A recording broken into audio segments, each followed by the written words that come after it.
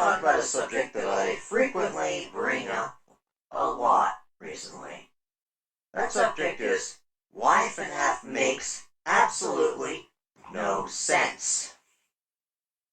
So I've said something about this subject a fair few times because, it's a game that I was never into, and the whole premise just doesn't make sense to me. And why this would ever be a thing, I personally can't comprehend. So for those of you who don't know what the premise of FNAF is, so it's a pizza place that's related to Chuck E. Cheese's, in terms of it's the same general idea with the animatronics and all that, but evil. It's full of homicidal animatronics. Move over here so I can play. It's full of homicidal animatronics. Also, yes, I know my handwriting is absolutely awful. You don't need to comment that. So where does this become a problem? Well, for several reasons. So, having a person in the same room as them? That doesn't make sense to me. Like, if you are legitimately concerned about people's well-being because, there's homicidal fucking robots in that building that only start being homicidal at night, why are you putting someone in the same building as them when the CCTV cameras don't even have to be in the same building as the person, let alone with terrible, terrible doors? That's something that I don't think was even thought through in the whole concept phase. You can see CCTV from another location. You don't have to physically be in there to watch the security cameras. But if you absolutely, for some unexplainable reason, must have someone there, the doors shouldn't work like that. So, I have experience with electronics, and I know that if you have a door that's operated by a motor, usually if it's just a motor that raises or lowers the door, then the door is going to stay still when power runs out. It's not going to just fling itself open.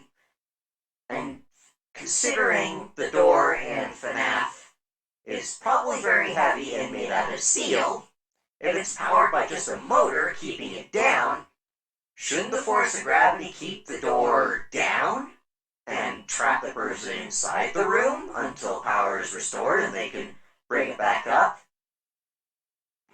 And there's no reason, and especially, this also doesn't make sense because, homicidal animatronics. If the doors are to keep the animatronics out, why would you set them up so that they open when there's no power? Oh, here's another thing. Isn't Freddy Fazbear's Pizzeria connected to the freaking power grid? So, why are the doors powered off of batteries when generally three-phase electric motors, which are used for powering things like doors and anything that uses three-phase power, why are they powered using batteries? This doesn't make sense. Just tap off the power grid, you'd have practically infinite energy to keep these doors that don't work the way they do in the game shut. This doesn't make sense to me. Like, you shouldn't be running out of power. You should be able to just keep the doors fully closed, keep the lights permanently on. There's no reason, unless Freddy Fazbear's Pizzeria is in the middle of frickin', I don't even know where they still use power in a commercial building powered by batteries, unless you're talking about Waffle House in the middle of a giant fuck-off natural disaster. It just doesn't make sense to me. Besides, what's limiting the power on later days? This just doesn't make any sense to me. Speaking of homicidal animatronics, why you wouldn't have someone there? Why has nobody ever investigated Freddy Fazbear's Pizzeria? Because if a bunch of people go missing and they're all employees and you have tax records that show that these people are getting paid to watch these homicidal animatronics, why has no one ever come over to there and inspected why the animatronics are murderous and realized that people have died in that place and shut the entire thing down? None of this makes any sense whatsoever. Oh, also, speaking of the doors, why not just use the same doors that the US Navy uses for their ships? They don't require power, they are entirely mechanical, and they're made of heavy steel, so there's no fucking way the animatronics are going to be able to break through those doors, and they're watertight, and in fact gas tight, and they have a bunch of levers that you physically close, and then you have a bar that you can stick in there to keep the handles from coming out, so you can basically just barricade yourself in with those. It doesn't require electricity. You just put the bar down, lock it, and then you can just watch the animatronics all you want without them having any way to come into the office. So why not invest in those? Because, if you want to keep your employees alive, then why not just invest in Navy doors? They don't require electricity, they just require you to lock all of them. And in fact, even if you don't put the bar in place to lock all the handles down, you can just spend the entire time just closing all the handles from the other side that the animatronics are trying to open. You just close them, and then you just fucking play cat and mouse with them. Waste their time.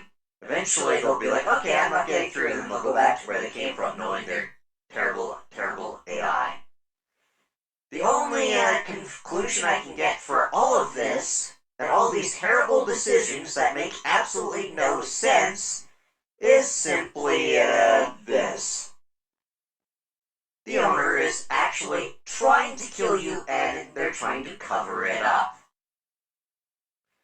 That's the only reasonable explanation I can think of for making a pizza parlor that has homicidal animatronics, demanding someone actually be there, developing doors that are specifically designed to put the person in danger if they run out of power, not investing in Navy doors for their safety, disconnecting the entire store from the power grid during the night. But this also makes this a giant problem, which is what really, really gets me about all this. This would be homicidal negligence in and of itself, all of this. This would be criminal negligence, bordering on manslaughter. But the fact that nothing's been investigated about this, when this place should have been shut down a long time ago, especially because, the guy fucking knew these animatronics were homicidal, so how he's gotten away with this in the lore of the story, that's the problem. This is why none of this makes any sense at all to me.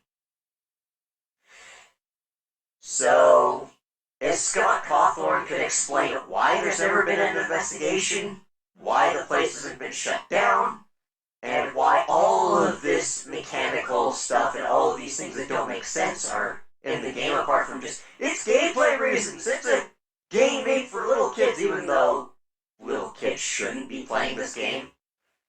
If Scott could make a video explaining why this is the case, then I would love to hear that, but until he does, I'm just going to say that I don't get it, and I don't get the appeal of this, because all I can think of is FNAF makes no damn sense. Thanks for coming to my TED Talk.